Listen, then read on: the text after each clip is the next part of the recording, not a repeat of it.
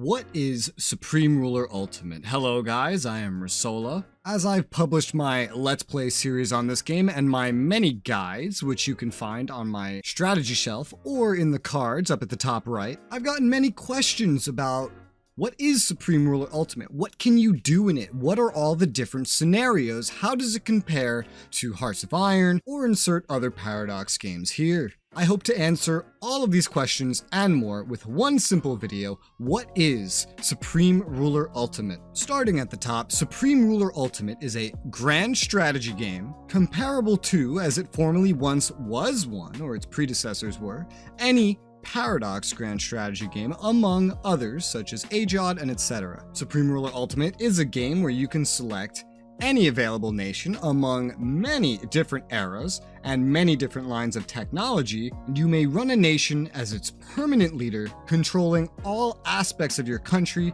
from the economy, the budgeting, the military, the research. You can dabble in espionage, you can take over the world, you can take over the world market. Supreme Ruler is truly an endless sandbox where you set the goals yourself. Now, that doesn't mean there are no goals in this game, but we will go into the game, starting with the scenarios themselves, and then talk about how this compares to other grand strategy games and what it plays like. To start, let's look at the sandboxes, as this really is the bread and butter of this game. There's the campaigns too, which have more directed objectives, but we'll get to those in a bit.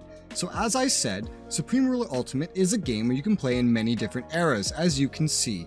In the base game, you can play anywhere from 1936 and World War II, all the way up to and including 2021, but with the main scenario being 2020. There is also an optional DLC where you can get the Great War, and then it integrates itself into this game, or you can play it separately to SRU in general. A main feature of SRU, and one reason why you might want to play it integrated, is the fact that SRU has a combined timeline. So if you start in 1914, you will start at the beginning of the timeline. You will start at the beginning of the tech tree. And there's a very long tech tree that you can see, which I will link in the description if I remember, where you will then work your way up through all the different eras, all the way up to 2020, and then into some postmodern technology, including going into space and Mars. Although there is no space, there's a sequel to this game for that called Galactic Ruler. You can play through and reach those technological heights. That means, yes, if you want to go to 2020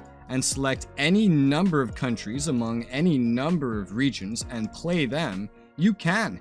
Any country on the map is playable in 2020, in 1949, in 1936, and even 1914 with the World War I DLC.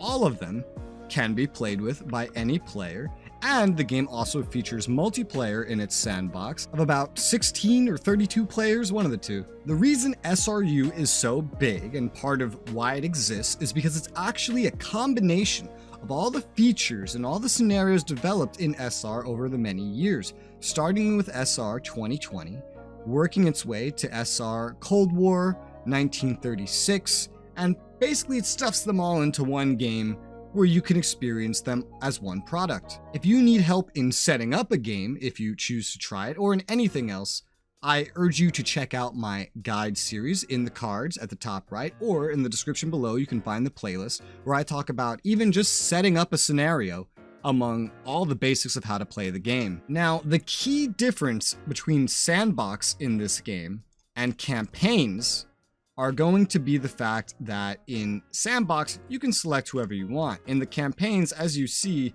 you're limited to who you can play, and it's mostly focusing on the historical scenarios.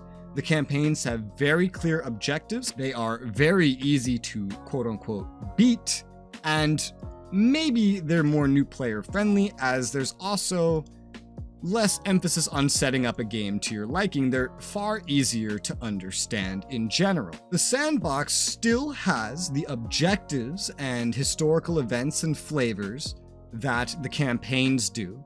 However, it cuts out many of the restrictions and focuses less on beating the game and more on playing the game. As for what the gameplay is like, as I mentioned, you can take full control of your budgeting, you can take full control of your military, your research, even your trading and resources and construction, among other things. There are colonial systems that allow you to colonize other countries and exploit them for resources. Fighting takes place between individual units that compromise larger groups simulated as, single units on the map. For example, one Sherman is not one Sherman, it's a collection of Shermans. You have land forces available to you, air forces available to you, naval units. You can micromanage everything in this game if you want to, or utilize AI to help you with the micromanagement so you can focus more on macro management by placing hotspots and other objectives for your units to focus on. You can form vast webs of alliances as well as make other treaties to support yourself, simulating many aspects of geopolitics and a fair amount of internal geopolitics as well, as it simulates your domestics, your economics, how your population feels, where they're moving, things like that. This is a game where you can fight proxy wars,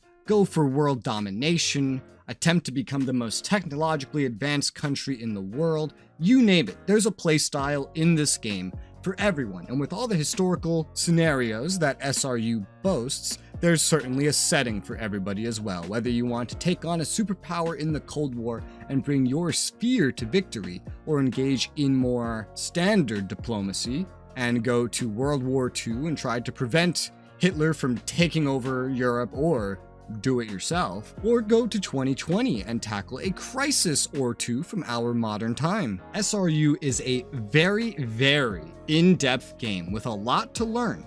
It's very difficult to master, but thankfully it's actually pretty easy to get into at the start.